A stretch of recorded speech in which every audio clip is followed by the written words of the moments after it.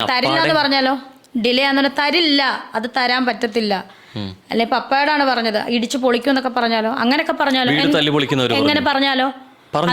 Hi everyone, കേരളത്തിലുള്ള 90% യൂട്യൂബേഴ്സും രേണു സുധിയുടെ ഭാഗമാണ് തെറ്റ്, അങ്ങനെയാണ് വീഡിയോ ചെയ്യുന്നത്. ഞാൻ ഇന്ന് രേണു സുധിയുടെ ചില ശരികളും തെറ്റുകളുമാണ് ചർച്ച ചെയ്യുന്നത്. ഒരൊറ്റ കാര്യം പറയുകയാണ്, രേണു സുധി വലിയൊരു പുണ്യാളത്തി എന്ന് ഞാൻ പറയുന്നില്ല. രേണു സുധിയുടെ ഭാഗമാണ് 80% തെറ്റൊക്കെ, എന്നാൽ അവരുടെ ഭാഗത്തിൽ ചില ശരികളുമുണ്ട്, അതും നമ്മൾ ചർച്ച ചെയ്യണം. അല്ലാതെ രേണു സുധി മാത്രം കുറ്റക്കാരി എന്ന് നമ്മൾ പറഞ്ഞ് വീഡിയോ അപ്ലോഡ് ചെയ്യുന്നത് തെറ്റാണ്. ചില യൂട്യൂബേഴ്സ് 90% വരുന്ന യൂട്യൂബേഴ്സ് പറയുന്നത് രേണു സുധിയുടെ ഭാഗം മാത്രമാണ് തെറ്റെന്ന്. അതിനെ ഞാൻ പൊളിക്കുകയാണ്. കാരണം ഒരാൾക്ക് ഇപ്പോൾ രേണു സുധിക്ക് ഒരു വീട് നമ്മുടെ ഫിറോസ് എന്ന് പറയുന്ന അവരുടെ ടീം ഉണ്ടാക്കി കൊടുക്കുകയാണ്. അതിനുശേഷം വർഷങ്ങൾക്ക് ശേഷം പറയുകയാണ്, ഞങ്ങൾ ആ വീടിനെ JCB കൊണ്ട് ഇല്ലാതാക്കും, ഞങ്ങൾ കൊടുത്ത വീടിനെ ഞങ്ങൾ തകർക്കും, ഇനി ആർക്കും ഞങ്ങൾ വീട് കൊടുക്കൂല. ഇങ്ങനെയൊക്കെ പറയുന്നത് ശരിയാണോ? അതായത് ഒരാൾക്ക് നമ്മൾ ഒരു വീട് ഉണ്ടാക്കി കൊടുത്തു കഴിഞ്ഞാൽ മക്കളെ, അതിനുശേഷം വർഷങ്ങൾക്ക് ശേഷം ആ വീട് ഞാൻ ഇല്ലാതാക്കും, അതിന് ഞങ്ങൾ JCB കൊണ്ട് പൊളിക്കും, ഇനി മുതൽ ഞങ്ങൾ ആർക്കും വീട് ഉണ്ടാക്കി കൊടുക്കൂല എന്നൊക്കെ പറയുന്നത് ശരിയാണോ? അത് തെറ്റാണ്. രേണു സുധി ചെയ്യുന്നത് ശരിയെന്ന് ഞാൻ എവിടെയും പറയുന്നില്ല. അവർ സുധിച്ചേട്ടനെ വിറ്റ് പൈസ ഉണ്ടാക്കുന്നു, സുധിച്ചേട്ടനെ വിറ്റാണ് അവരുടെ പോക്ക്, ഒക്കെ അത് ഞാൻ സമ്മതിക്കുകയാണ്. പക്ഷേ ഒരാൾക്ക് നമ്മൾ ഉണ്ടാക്കി കൊടുത്ത വീട് ഞങ്ങൾ പൊളിക്കൂ എന്ന് പറയുന്നത് എന്താണ്? പിന്നെ എന്തിനാണ് നിങ്ങൾ വീട് ഉണ്ടാക്കി കൊടുത്തത്?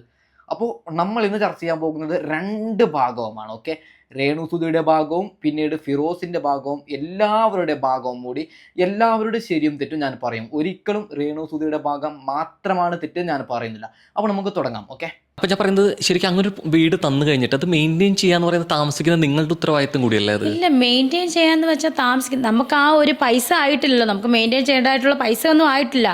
ആകുമ്പോൾ നമ്മൾ ചെയ്യും. നമ്മൾ പ്രതീക്ഷിക്കാത്ത അത്രത്തോളം ആവശ്യപ്പെട്ടിട്ടില്ല. ഞാൻ എന്തായാലും ഒന്നും ആവശ്യപ്പെട്ടിട്ടില്ല.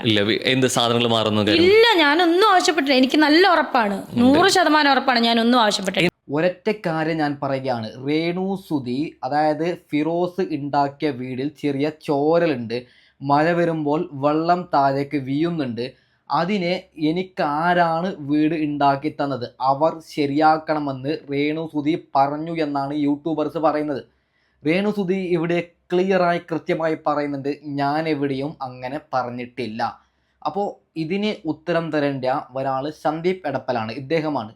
ഇദ്ദേഹം 2-3 വീഡിയോസിൽ പറയുകയാണ്, രേണു സുധി പറഞ്ഞിട്ടുണ്ട് ഈ വീട് ആരാണോ ഉണ്ടാക്കി തന്നത് അവർ തന്നെ ഈ ചോരലും അതുപോലെ ചില പ്രശ്നങ്ങളും ശരിയാക്കണമെന്നാണ് സന്ദീപ് എടപ്പൽ പറഞ്ഞത്. എന്നാൽ എൻ്റെ സന്ദീപെ, രേണു സുധി ഇവിടെ ഇരുന്ന് പറയുകയാണ് ഞാൻ എവിടെയും പറഞ്ഞിട്ടില്ല. പിന്നെ എന്തിൻ്റെ അടിസ്ഥാനത്തിലാണ് നിങ്ങൾ അങ്ങനെ പറഞ്ഞത്? അതായത് രേണു സുധി പറയുകയാണ്, എവിടെയും ഈ വീടിനെ ഉണ്ടാക്കി തന്നവർ എന്നെ ശരിയാക്കണമെന്ന് ഞാൻ പറഞ്ഞിട്ടില്ല എന്നാണ് രേണു സുധി പറയുന്നത്. ഇല്ലാത്ത കാര്യങ്ങൾ നമ്മൾ എന്തിനാണ് സന്ദീപെ പറയുന്നത്?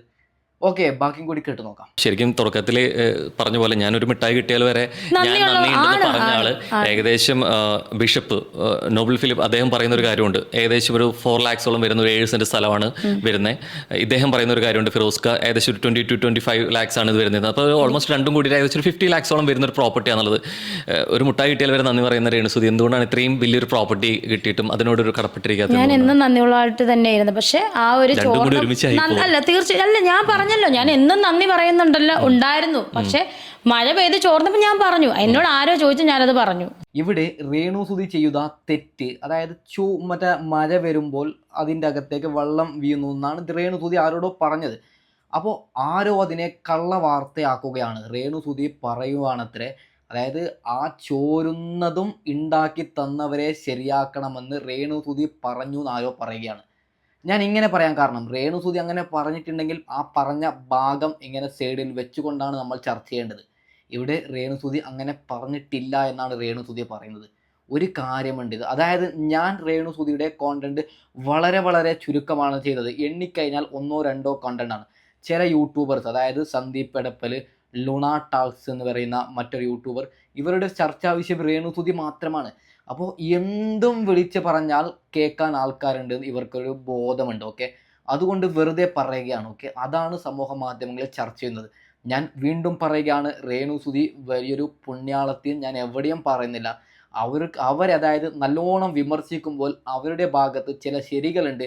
ആ ശരികളും തെറ്റുകളും ഇന്ന് നിങ്ങൾക്ക് മുൻപിൽ പറയുക എന്നത് മാത്രമാണ് എൻ്റെ ലക്ഷ്യം. ഓക്കെ, ബാക്കിയും കൂടി കേട്ടു നോക്കാം. കാരണം ചോരുന്നുണ്ടെന്ന് ഞാൻ വേറൊന്നും പറഞ്ഞില്ലല്ലോ. ചോരുന്നുണ്ട്, മഴ പെയ്തപ്പോൾ വെള്ളം ചാറ്റൽ അടിക്കുന്നുണ്ട് എന്ന് പറഞ്ഞു. സത്യമാണ്. ശരിക്കും ആള് തന്നെ പറഞ്ഞൊരു അവസാനം പറഞ്ഞ സ്റ്റേറ്റ്മെന്റ് ഉണ്ട്. ഞാൻ പ്രവാസിയായിരുന്നു, ഞാൻ ഇവിടെ ഒന്ന് ഏകദേശം 5ാമത്തെ വീടാണ് ചെയ്യുന്നത്, പക്ഷേ ഈ ചെയ്തതിന്റെ പേരിൽ എനിക്ക് കിട്ടും. കാരണം ഞാൻ പറയട്ടെ, 24കാരാണ് വീട് തരാമെന്ന് ആദ്യം പറഞ്ഞത്. അപ്പൊ ഇവരാണ് KHDC, ഞങ്ങൾക്ക് നേരിട്ട് അറിയില്ല. KHDC ഫിറോസിക്ക തന്നെയാണ് 24 ഞങ്ങൾ വീട് വെച്ച് കൊടുക്കാന്ന് പറഞ്ഞത്. ഞങ്ങളുമായിട്ടല്ല കോൺടാക്ട് ചെയ്തവര്. അല്ല, 24 കോൺടാക്ട് ചെയ്തെന്ന് പറഞ്ഞാലും വീട് തരുന്നത് നിങ്ങൾക്കല്ലേ? അതെ, നിങ്ങൾ മക്കളെയല്ലേ അവർക്ക് പ്രാധാന്യം കൊടുക്കുന്നത്. അവരൊരിക്കലും 24 വേണ്ടിയിട്ടാവില്ല ചെയ്തിട്ടുണ്ടാവും. മനസ്സിലായി. ഈ കംപ്ലീഷൻ സർട്ടിഫിക്കറ്റ് എന്താണ് തരാത്തത്?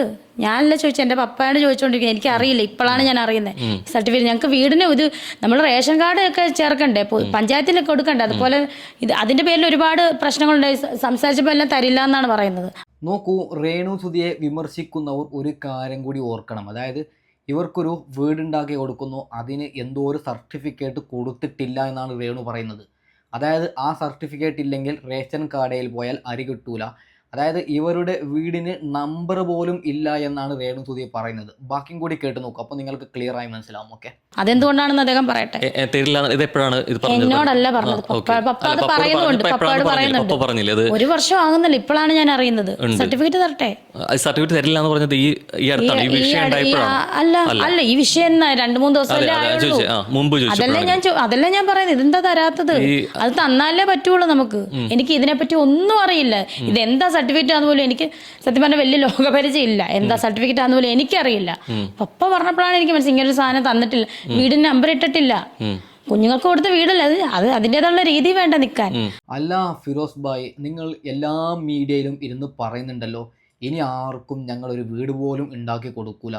ഒരൊറ്റ കാര്യം ഞാൻ പറയുകയാണ്, ഉണ്ടാക്കി കൊടുത്ത വീടിൻ്റെ സർട്ടിഫിക്കറ്റ് നിങ്ങൾ എന്തുകൊണ്ട് കൊടുത്തിട്ടില്ല?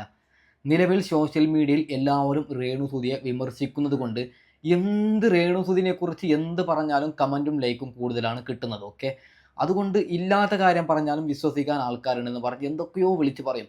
നമ്മൾ ഒരാളെക്കുറിച്ച് എന്തെങ്കിലും സംസാരിക്കുമ്പോൾ അവരുടെ ഭാഗം കൂടി കേൾക്കണം. ഓക്കെ, ഇവിടെ രേണുസുതി പറയുന്നു എനിക്ക് സർട്ടിഫിക്കറ്റ് തന്നിട്ടില്ല എന്നാണ് രേണുസുതി പറയുന്നത്.